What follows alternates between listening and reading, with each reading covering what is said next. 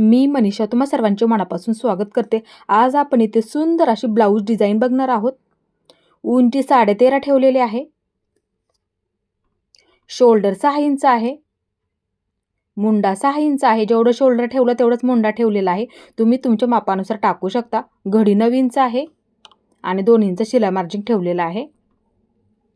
गळा रुंदी 2.5 इंचावरती मार्किंग करून घेते। गळा रुंदी 2.5 इंच आणि खालून गळा मार्किंग इथे मी 4.5 इंचावरती ठेवणार आहे। इथे सुद्धा मी गळा रुंदी 2.5 इंचावरती मार्किंग करून घेते। एक लाईन ओढून घेते गळ्याचा आकार देण्यासाठी। इथे सुद्धा मी एक सरळ लाईन ओढून घेते।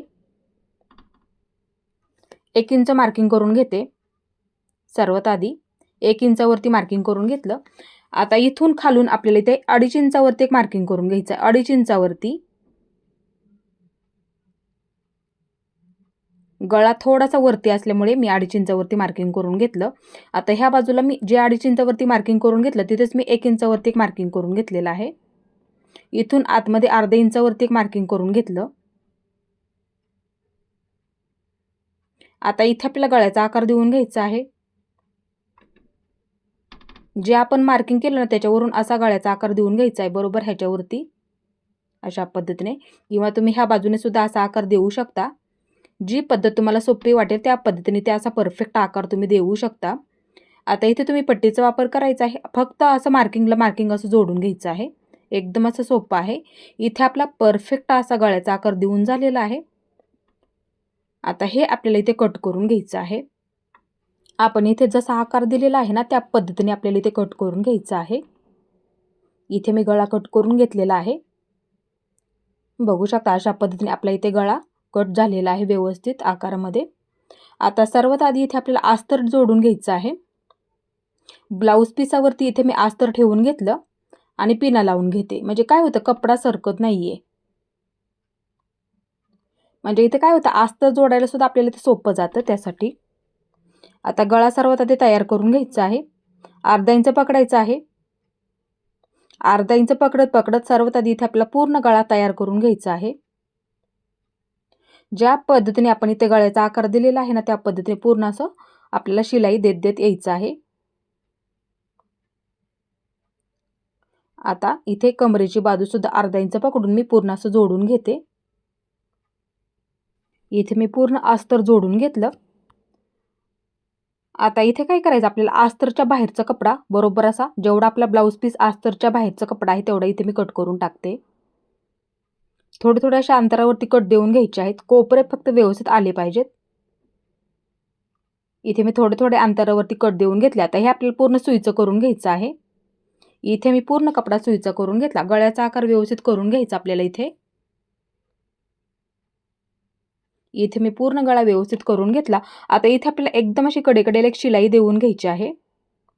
ज्या पद्धतीने आपला इथे गळ्याचा आकार आहे ना त्या पद्धतीने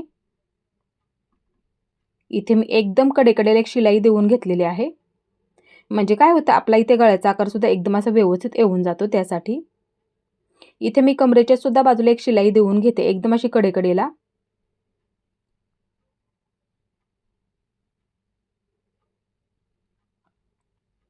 इथे आपली पूर्ण शिलाई देऊन झालेली आहे। आता इथे मी पूर्ण अस्तर जोडून घेते।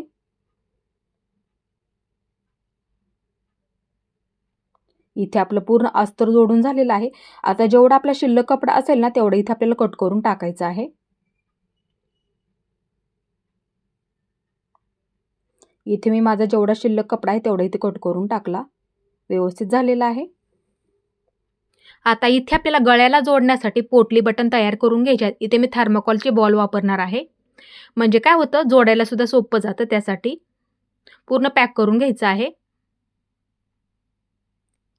मी इथे साडीच्या कलरचा कपडा वापरलेला आहे।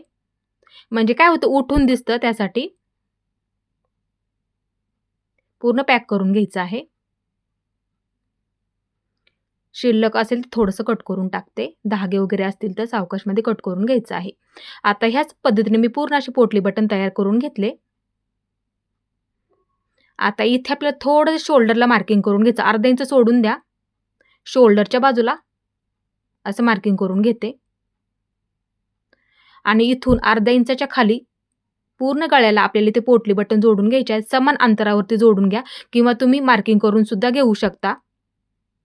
किती अंतरावरती तुम्हाला ठेवायचे आहे तेवढ्या आवडीनुसार सुद्धा तुम्ही ह्याच्यामध्ये ठेवू शकता.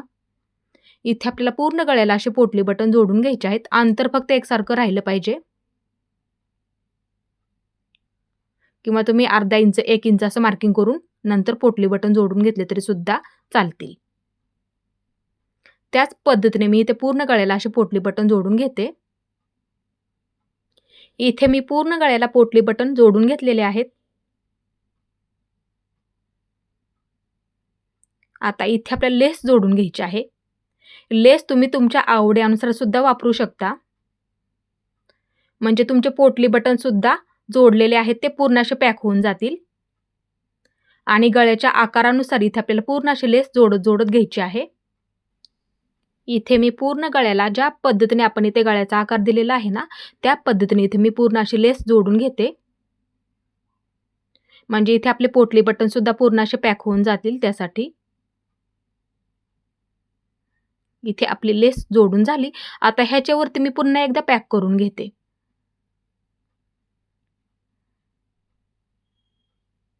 व्यवस्थित झालेला आहे.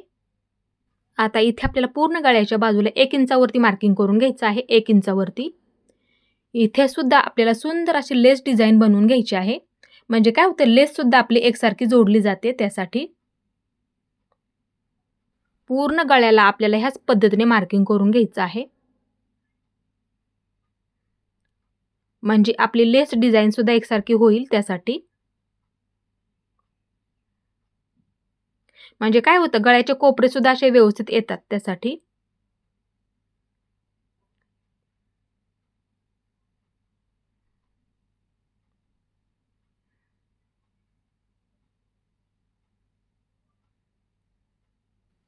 आता ह्याच्यावरती पुन्हा आपल्याला एक लाईन ओढून घ्यायची आहे. ज्या पद्धतीने आपण मार्किंग केलं ना थोडं त्याच्यावरती पुन्हा असं मार्किंग करून घ्यायचं आहे. आणि ह्या मार्किंगवरती बरोबर आपल्याला इथे लेस जोडून घ्यायची आहे. म्हणजे काय होईल, एकसारखी जोडली जाईल त्यासाठी. आता इथे आपल्याला ह्या मार्किंगवरती पूर्ण अशी लेस जोडत घ्यायची आहे. कोपरे फक्त व्यवस्थित आले पाहिजेत. त्याच्यासाठी आपण असं सेम मार्किंग करून घेणं सुद्धा खूप महत्त्वाचं आहे. म्हणजे काय होतं, आपल्याला लेस जोडायला सुद्धा सोपं पडतं त्यासाठी. इथे मी पूर्ण लेस आपली जोडून झालेली आहे. व्यवस्थित झालं. आता इथे आपल्याला सुंदर अशी लटकन तयार करून घ्यायची आहेत. चौकोनी कपडा घेतलेला आहे. एकसारखं कट करून घेते.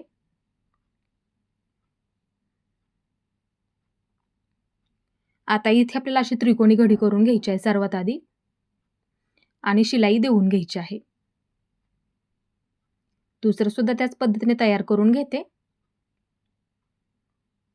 आता इथे मी समोरच्या बाजूला थोडीशी लेस जोडून घेते.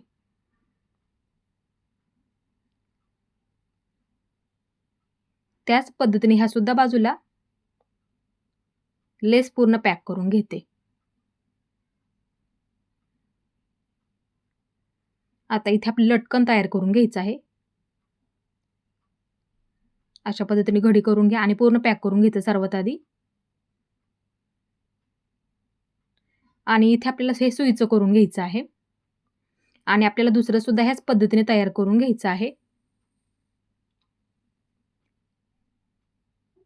नॉट बरोबर अशी मध्यभागी ठेवून घ्या आणि थोडीशी कापडाची अशी घडी करून घ्यायची आहे. म्हणजे काय होतं, धागे दिसत नाहीत त्यासाठी पूर्ण पॅक करून घ्यायचं आहे. आणि सुईचं करून घ्यायचं आहे.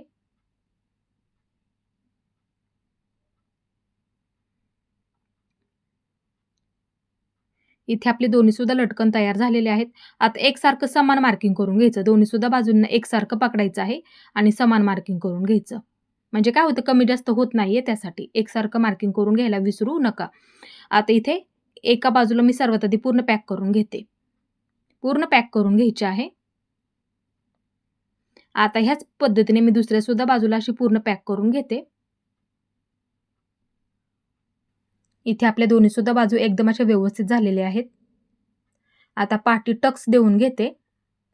पूर्ण पॅक करून घ्यायचं आहे कमरेच्या बाजूला सुद्धा. आता दुसरी सुद्धा बाजू त्याच पद्धतीने अर्धा इंच पकडायचं आणि वरच्या बाजूला कमी करून घ्यायचं आहे. इथे आपल्या दोन्हीसुद्धा बाजू एकदम अशा व्यवस्थित झालेल्या आहेत. इथे आपली पूर्ण ब्लाऊज डिझाईन तयार झालेली आहे. एकदम अशी सोपी पद्धत आहे. तुम्ही सुद्धा नक्की बनवून बघा. आणि कमी वेळामध्ये होणारे डिझाईनसुद्धा आहे. तुम्ही सुद्धा नक्की बनवून बघायचे आहे. माझा आजचा व्हिडिओ तुम्ही पूर्ण पाहिल्याबद्दल मनापासून तुमचे सर्वांचे धन्यवाद.